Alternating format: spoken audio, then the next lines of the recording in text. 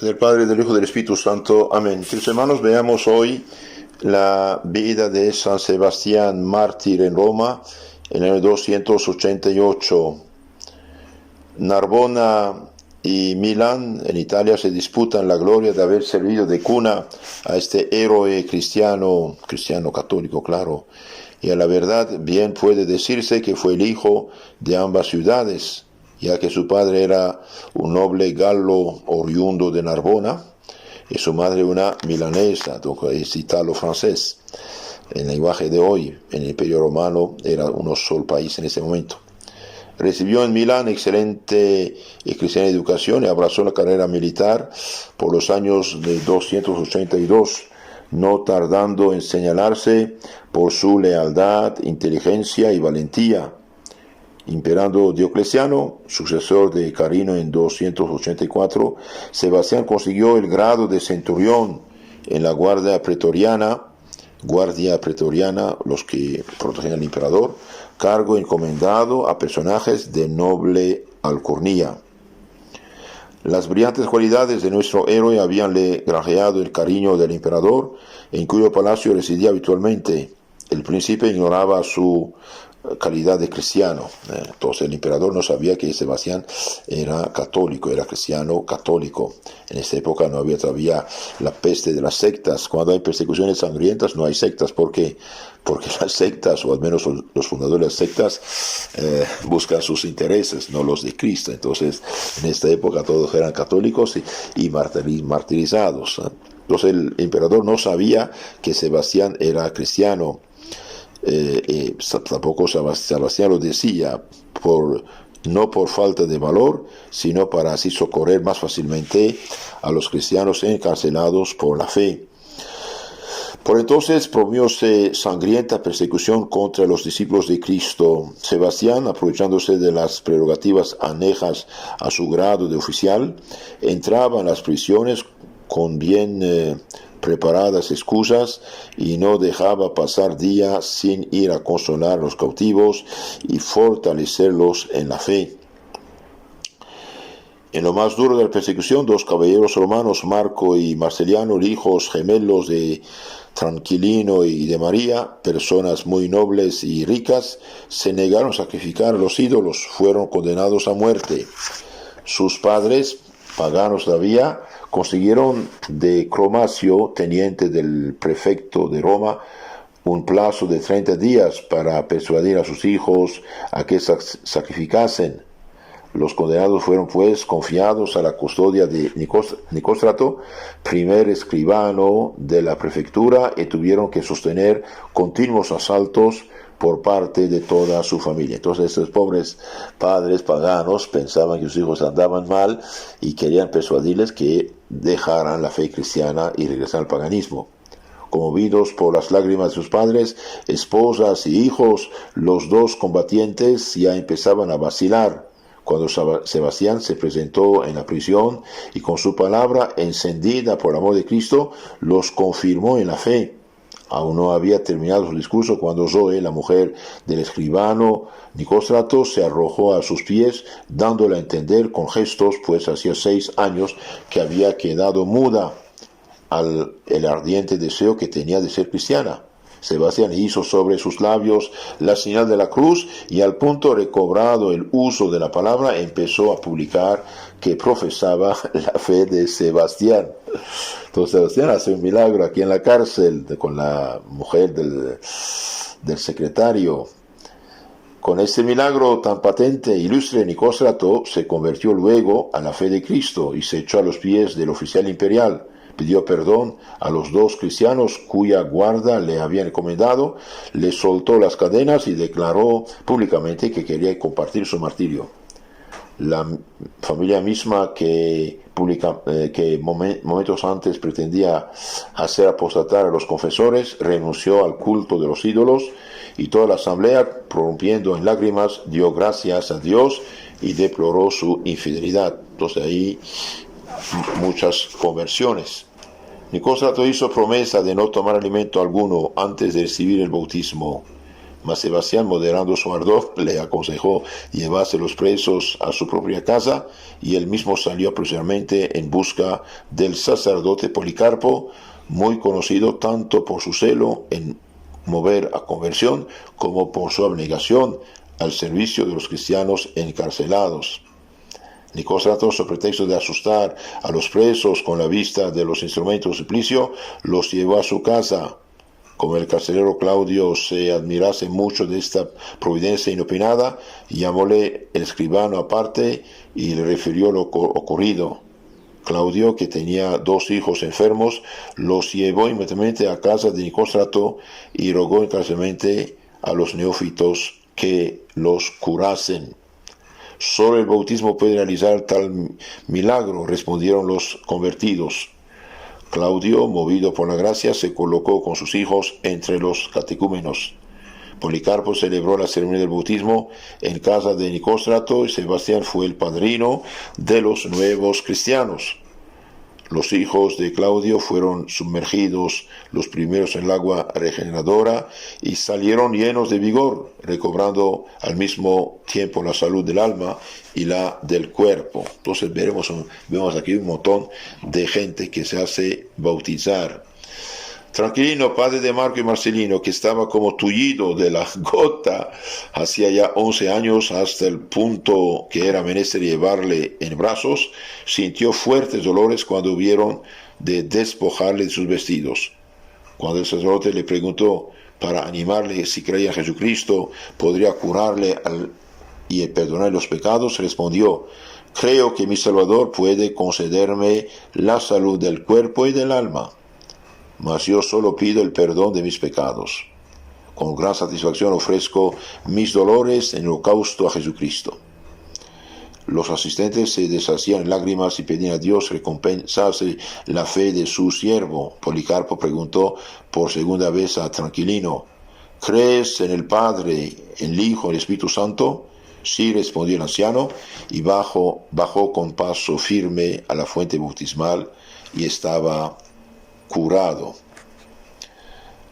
Los recién bautizados permanecieron 10 días en la casa de Nicóstrato, aleccionados y fortalecidos por Policarpo y Sebastián. Cantaban las alabanzas de Cristo y se preparaban al combate. Abrazados del amor de Jesucristo, pedían con instancia la gracia del martirio. Las mujeres y los niños no demostraban menos confianza y valor que los hombres.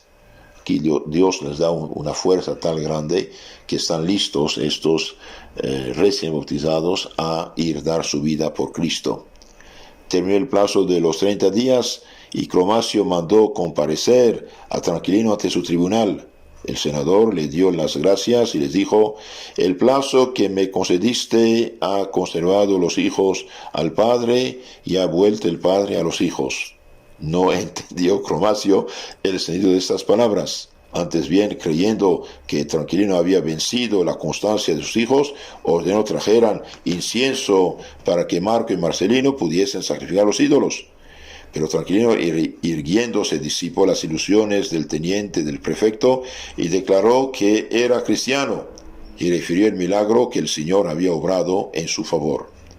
Cromacio también padecía de la gota, mas como había en el pretorio mucha asistencia, no se atrevió a continuar el interrogatorio. Hizo prender a Tranquilino y anunció que examinaría su causa en la audiencia próxima.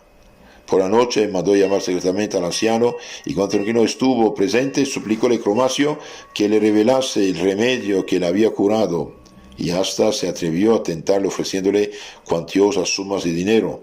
Debo mi curación a la omnipotencia del Altísimo, respondió el recién bautizado senador, y solo Cristo tiene poder para otorgaros el mismo alivio. El funcionario imperial pidió enseguida ser presentado al sacerdote que le había bautizado, pues esperaba obtener, como los catecúmenos, su completa curación. A toda prisa, Tranquilino llevó a Policarpo a casa de Cromacio, renovó sus ofrecimientos y hasta prometió la mitad de su fortuna si conseguían curarle. Dios nos libre de tráfico tan criminal, repuso el sacerdote, ministro del Señor. Pero Jesucristo puede rasgar el velo de vuestra incredulidad y curar todas vuestras dolencias si creéis en Él de todo corazón. Después de un ayuno de 3 días, Policarpo y Sebastián volvieron a ver a Cromacio y con ocasión de los fuertes dolores que padecía, le hablaron de los suplicios del infierno. El vicario del prefecto, atemorizado, pidió en el acto el favor de ser contado el número de los catecúmenos. Sin embargo, tenía en su morada un gran número de ídolos domésticos, estatuas de falsos dioses. Sebastián le hizo presente que no podía servir a la vez a Dios y a los demonios, y le rogó que hiciera desaparecer todos los vestigios de culto a los falsos dioses. Consintió en ello el teniente del prefecto, y con este fin quiso dar órdenes a la servidumbre, mas Sebastián le contuvo. Vuestros sirvientes son aún paganos, esclavos del demonio. Los dioses pueden aún hacerles daño. A nosotros, hijos de Cristo, toca hacer pedazos a los ídolos. Púsose en oración y, lleno de fuerza sobrenatural, recorrió el palacio y derribó los 200 ídolos que eran allí adorados. A la vuelta, el funcionario no experimentaba alivio alguno. Os queda aún algo por romper, exclamó Sebastián. Vuestra fe no es todavía completa. Cromacio confesó que poseía un gabinete lleno de instrumentos de astrología. Eran legados de sus antepasados y la familia los conservaba con religioso respeto.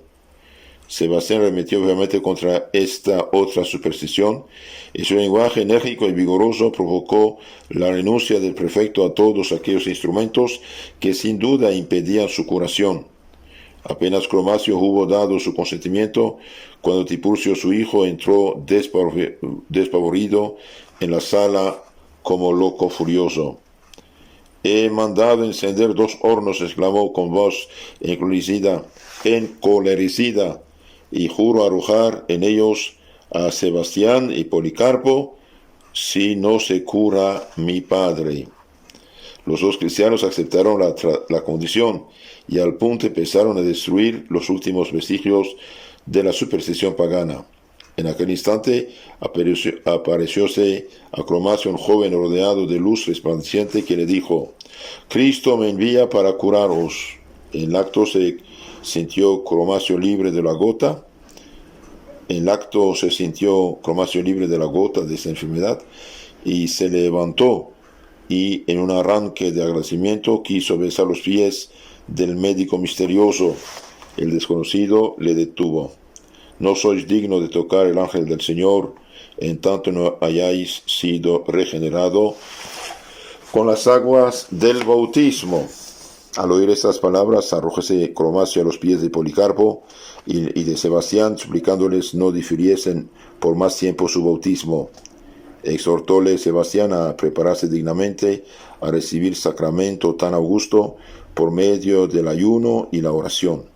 Diole claramente a entender que en virtud de su nuevo carácter de cristiano, debería renunciar a su cargo de teniente del prefecto de Roma, una de las primeras dignidades de la ciudad imperial, para no verse obligado a presidir ceremonias paganas y perseguir a los cristianos por orden del emperador. Cromacio se mostró dispuesto a todos los sacrificios. De veras está haciendo muchos sacrificios. Cromacio renuncia a sus cargos, a sus funciones públicas. Al cabo de varios días de oración y penitencia fue recibido en el seno de la iglesia por el bautismo. Toda su casa y la mayor parte de sus numerosos esclavos siguieron su ejemplo. Sebastián fue el padrino de aquellos 1,400 convertidos, toda una familia o familia de esclavos, de sus hijos, de sus gentes. Cromacio dio libertad a los esclavos, pero casi todos prefirieron continuar a su servicio. Entonces, cuando un romano, un pagano se hacía bautizar, se hacía cristiano, bien, ya no consideraba como animales de habla humana a los esclavos, sino como hermanos, y les daba la libertad. Y aquí vemos que ellos no quieren salir de la casa, quieren seguir. En este caso, en lugar de esclavos, ya son hermanos, servidores, trabajadores en la misma familia. Tienen su techo, su comida, su necesario. Entre tanto, ¿qué va a pasar con la persecución? Embravecíase cada día más la persecución. Por orden del emperador, ya no podían los cristianos ni comprar ni vender sin ofrecer antes incienso a los ídolos. Cuando iban al mercado había altares de ídolos con incienso y decían, si quieres comprar algo, primero haga acto de idolatría, de ofrecimiento de incienso a los ídolos. Cromacio había renunciado a su cargo, su amplio y suntuoso palacio servía de lugar de reunión a los cristianos, poseía además en Campania, región de Italia, vastas propiedades que puso a disposición de los cristianos de Roma que quisiesen refugiarse en ellas. El Papa San Cayo designó al presbítero Policarpo para que los acompañase. Tiburcio, el hijo de Cromacio, convertido en cristiano admirable, y Sebastián permanecieron en Roma. El valeroso oficial, siempre en la brecha, visitaba y animaba a los combatientes cristianos, es decir, a los cristianos encarcelados. Recorría las cárceles llevando por doquier palabras de aliento y salvación. Al marcharse Cromacio, los cristianos perseguidos por todas partes hallaron refugio en el palacio mismo del emperador, en la morada de Cástulo, intendente de los baños y estufas. Hacía ya algún tiempo que los cristianos celebraban sus reuniones con el mayor secreto, al abrigo de la policía, cuando surgió entre ellos un falso hermano llamado Torcuato. Merced a sus artificios, los fieles fueron sorprendidos durante una de sus reuniones. Cástulo, Tiburcio, Marco, Marceliano fueron arrestados, y el traidor, para evitar sospechas, dejóse llevar a la cárcel con los mártires. En aquellas tristes circunstancias, Sebastián avivó la llama de su celo para asistir a sus hermanos cautivos. En vida o después de su muerte, los fieles que le habían tratado más de cerca, fortalecidos con sus exhortaciones, soportaron sin flaquear los más atroces tormentos. Así los santos gemelos Marcos y Marceliano permanecieron un día y una noche atados a un poste y expuestos a los insultos del populacho amotinado, como si fueran unos malhechores. Acabaron con ellos a lanzadas el 18 de junio del año 286. Santa Zoe, mujer de Nicóstrato, fue colgada de un árbol por los cabellos y murió el 5 de julio, asfixiada por un fuego de estiércol encendido bajo sus pies. Tranquilino, padre de los santos mártires Marco y Marceliano, ordenado de presbítero por San Cayo, murió apedreado por los paganos el 6 de julio, octava de los santos apóstoles, mientras oraba sobre la tumba de San Pedro. San Tiburcio fue degollado fuera de la ciudad el 11 de agosto. 2 años más tarde, en 288, San Cástulo fue enterrado vivo el 26 de marzo en un montón de arena en la Vía Laficana. San Nicóstrato, arrestado por orden del juez Fabián, San Claudio y 3 cristianos más, los santos Cástor, Victorino y Sinforiano, fueron arrojados al Tíber y perecieron ahogados el 7 de julio. También a San Cromacio se lo venera como mártir el 11 de agosto. Entonces vemos toda esta gente apenas bautizada, está afrontando la persecución sangrienta y todos mueren mártires. Y finalmente va a tocar a San Sebastián también ser mártir. Sebastián había sostenido a los atletas de Cristo en medio de los más terribles combates, no obstante permanecía libre. Mas Dios había bendecido sus trabajos y la hora de la recompensa se acercaba. Los delatores, prosiguiendo su obra, denunciaron también a Sebastián. Profesaba Diocleciano gran cariño a tan brillante oficial, por lo que se negó al principio a dar crédito a la acusación, mas cediendo a las instancias de los cortesanos, mandó comparecer ante su presencia al jefe de sus guardias. Comprendió Sebastián que había llegado para él la hora del gran combate. Te acusan de que eres cristiano, dijo el emperador. ¿Es cierto? Sí, respondió Sebastián. Siempre he tenido por locura implorar el auxilio de piedras inertes que el hombre puede impunemente hacer pedazos. Al oír tales palabras, el emperador, alzándose airado, exclamó: Siempre te he querido y te he distinguido entre los principales personajes de mi corte, y ahora desobedeces mis órdenes e insultas a mis dioses. Siempre he invocado a Jesucristo en favor vuestro y en pro de la conservación del Imperio Romano. He siempre adorado al Dios que está en los cielos. Juró el tirano castigar sin tardanza al valiente atleta de Cristo, pero Sebastián gozaba de gran popularidad en el ejército, por lo cual temió Diocleciano que se sublevaran los soldados si les encargaba de dar muerte al jefe a quien tanto querían. Ahora bien, había a la sazón en Roma una tropa de arqueros númidas a sueldo del emperador, ajenos por completo al modo de ser y sentir del ejército romano y capaces de cualquier tarea penosa para los demás soldados. Diocleciano recurrió a semejantes bárbaros. Estos obedecieron sin escrúpulo las órdenes del emperador y encadenaron a Sebastián como a un malhechor, sin consideración por su grado. Luego le sacaron al campo, lo despejaron sus vestidos y le sujetaron para que le sirviese como de blanco. Intrépido y tranquilo, el mártir alzaba los ojos al cielo, daba gracias a Dios y oraba por sus verdugos. A una señal de su jefe, los númidas le acribillaron con sus flechas y no pararon hasta que le dejaron por muerto. Durante la noche, Santa Irene, mujer de San Cástulo, recogió al traspasado cuerpo del mártir.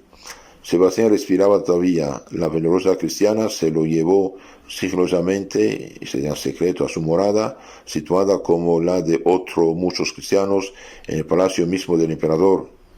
Gracias a sus asiduos cuidados, Sebastián recobró la salud. Todos lo creían muerto, podía pues ocultarse y librarse de la ira de sus perseguidores. Mas el noble y valiente oficial había combatido largo tiempo y no quería perder la palma de la victoria. Su celo ardiente le sugirió el generoso propósito de sacrificarse una vez más por sus hermanos y echar en cara al emperador la injusta crueldad que usaba contra los cristianos. Así pues, a pesar de los ruegos de los fieles, fue a ponerse en la escalera del palacio a la hora en que Diocleciano acostumbraba subir por ella. Turbóse el emperador por esta inesperada aparición y creyendo ver alzarse ante sí la sombra vengadora de Sebastián, retrocedió atónito. Sin embargo, cobró ánimos e interpelando al que seguía considerando como fantasma, le dijo: ¿No eres tú Sebastián a quien yo condené hace poco tiempo a ser ashetado? Nuestro Señor Jesucristo me ha vuelto a la vida y vengo en su nombre a echaros en cara los males con que abrumáis a los cristianos. Se embraveció más el fiero tirano y ordenó la detención del insolente que venía a despertar sus remordimientos. Conducido luego al hipódromo, mandó Diocleciano que lo azotasen y apaleasen hasta que muriese. Para impedir que los cristianos venerasen las reliquias del santo mártir, arrojaron con desprecio su cuerpo ensangrentado a una cloaca, donde quedó milagrosamente colgado de un clavo, merced a lo cual libróse de la infección de aquel lugar. Pero Jesucristo quiso glorificar a su fiel siervo 2 veces mártir y permitió que Sebastián se apareciese en sueños a una piadosa matrona romana llamada Lucina, a la que reveló el sitio en que se hallaba el cuerpo y le ordenó que le hiciese sepultar cerca de la catacumba donde descansaban los restos de los sumos pontífices. Aquella noble cristiana ejecutó fielmente la orden y la catacumba donde fue sepultado el oficial mártir se conoce con el nombre de San Sebastián. Los autores señalan unánimes el 20 de enero como fecha del martirio de San Sebastián, pero difieren en cuanto al año. Unos dicen que en 288, otros que en 304. La primera fecha nos ha parecido más probable teniendo en cuenta las fechas señaladas por el martirio de los santos a quienes Sebastián sirvió de sostén en sus últimos días. La fama de San Sebastián se esparció por el mundo entero y adquirió gran popularidad. Se le invoca contra toda clase de epidemias, según reza la inscripción grabada sobre su tumba, y su imagen es una de las más esparcidas por la iconografía cristiana. La imagen más antigua que se conoce de San Sebastián es la de la iglesia de San Pedro de Advíncula del año 680. Es un mosaico que representa al santo en traje de palacio con barba, manto y una diadema en la mano, y alrededor de la cabeza un nimbo resplandeciente. Posteriormente se le ha representado a menudo en figura de un joven atado a un árbol con flechas clavadas en el cuerpo. San Sebastián ruega por nosotros. Amén.